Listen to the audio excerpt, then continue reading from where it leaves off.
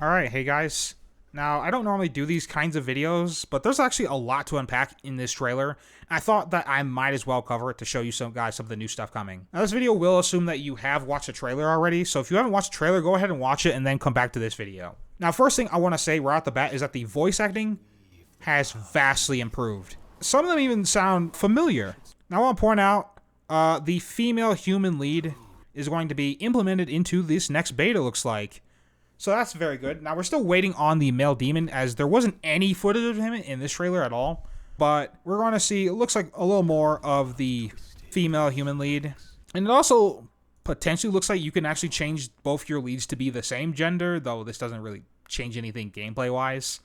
But that's also interesting to note.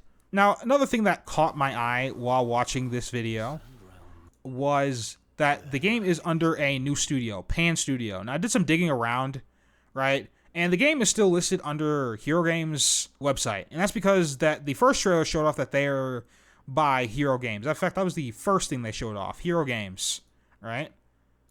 So we go back here, and after some looking around, right, the game's website is listed under DNA Pan Studio, but it used to be DNA, Duet Hero Games. And they are a subsidiary of Hero Games, so I'm not sure what this means for the future of the game. But just something to note, and something that piqued my interest. Now, the graphics have vastly improved, to the point where it might actually justify the beefy system requirements this game kind of has. Like you see, we're getting new areas, brand new areas. Getting a revamp of the roguelike area, looks like. At least, either this is the roguelike area or this is a brand new area. As well as an improved day-night cycle. Specifically, night is getting an improvement. Because I'm going to be honest, I don't even remember what night looks like in this game. But it looks really good now. And right off the bat, we're greeted with a brand new character. Looks like an Electro character that has ODM gear. Like, Attack on Titan inspired character. And if you've seen the movement in CBT2, you know that this character is going to be absolutely crazy. Considering if they're going to be moving around that fast. I wonder how difficult that this character is going to be to control. That's my only concern with this character, but very interesting, cool-looking character. Can't wait. And you see the graphics, the eyes especially more striking in the game.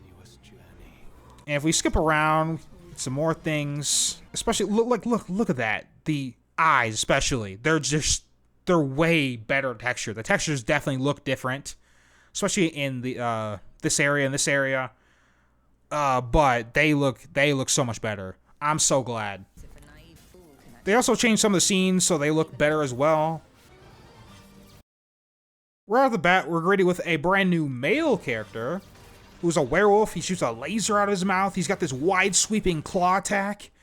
Now I'm gonna take a guess here and say that he's an Umbro DPS character, because like the only other Umbro DPS character in the game is Branica, shown off here. And that's the only thing that makes sense with the way his energy is colored. Now, Lynn is getting a huge buff. She's able to move, she's able to roll, she's able to dodge while she's in her ultimate, and this is huge. Other thing you probably might have noticed if I go around, the mark from her skill looks like it's able to spread around now, which actually makes this skill worth using.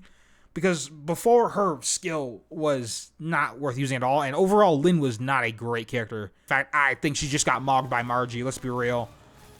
But now, she's looking like, hopefully she's going to get some improvements. There's also some animation changes you can see. Like, again, look at the eyes.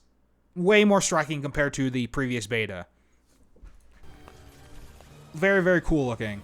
Now, going back, I'm seeing a lot of footage and was basically a tiny box of doom where there's a bunch of enemies, but it's a small enclosed space. So what I'm speculating here is that this is maybe a teaser to the endgame mode, similar to like Spiral Abyss and Genshin. But again, this is purely my speculation, but again, tiny box of doom, lots of enemies, no space to move. That's what I think this looks like.